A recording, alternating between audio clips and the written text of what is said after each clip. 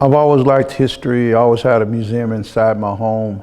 And my kids say I always said I was going to start a museum. So I guess a year ago I decided to start a museum. So that's how it started. The reason I call it Roots 101, because in higher education, the first class you take is a 101. So each journey takes you on an educational journey as you come in the museum. Museum's 4 levels, and 3 of the 4 levels are completed and ready to go. So it's Roots 101. I mean, when I go to my cool side, I call it like Drake, starting from the bottom and we're here. So that's how it originated. Our history started with the roots of where we came from, which is Africa. I always say that we're descendants of kings and queens that were enslaved in America. That's a game changer. Too many times we think our history started as slaves. Our history started with the unbelievable civilization, unbelievable knowledge, unbelievable strength. And that's why I wanted young people to understand when they came to Roots 101 that our history is bigger than what America's ever told, and we have to control our own narrative. And that was the reason for the museum, and that's the reason it's Roots 101. Because when I was a kid, there was a movie called Roots, and all the characters was really fictional characters, not necessarily historical in the fact that they were real. So I wanted to tell that real story, that real love affair between characters that were actually born, even born in Louisville, Kentucky. When we're doing the Blackburn story, is Thornton and Lucille Blackburn that actually escaped to slavery. And it's a story where 2 black couples or 2 black people loved each other enough to escape together to freedom. And we tell that story here at the museum. So it's about a healing process, and it's about love. The question at the museum is, what's going to happen to us? Are we going to survive this COVID?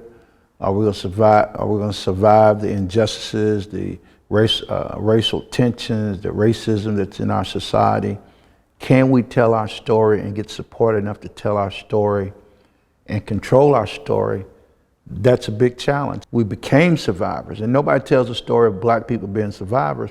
Usually that's a Jewish story and a Holocaust story. But if you think about those that survived the trip to America as kings and queens that were enslaved in America, you feel that here. You take that journey, whether you're black, white, or green, you see the journey and what we've done since the time we come here, and you get to see the story you haven't been told. You know, it didn't start here in America. It started when we got to America in 1619. So, you know, we're educating, but we're also uplifting everyone in the process. They never leave the same, whether they're black, white, Hispanic. When they come into this museum, it is a healing space, because we tell the story of the African-American journey, and we pull back the wounds of America. But we get to treat the wounds, because we'll tell you about the success stories. We can tell you about the relationships. We can tell you that when America was at its best, America's never been great for people of color, but there's been pockets and time frames in America where we work together to make it better. Even during slavery time, we had abolitionists that were involved. We had the Catholic community was involved later during the Brown versus Board Education. We had Jewish attorneys involved. We had the Catholic Church sending young black kids to colleges and private schools.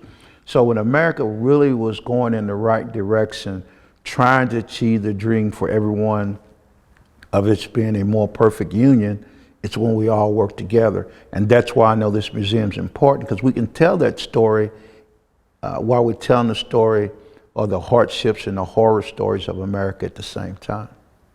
I always say that we were, like I said, descendants of kings and queens that were enslaved in America, but we also were the jackhammers before jackhammers. We were the backhoes before backhoes, and we were the engineers before engineering degrees, which means we helped build this place. We did build America. When you say American history is black history. Black history is American history, and that's how people have to see it.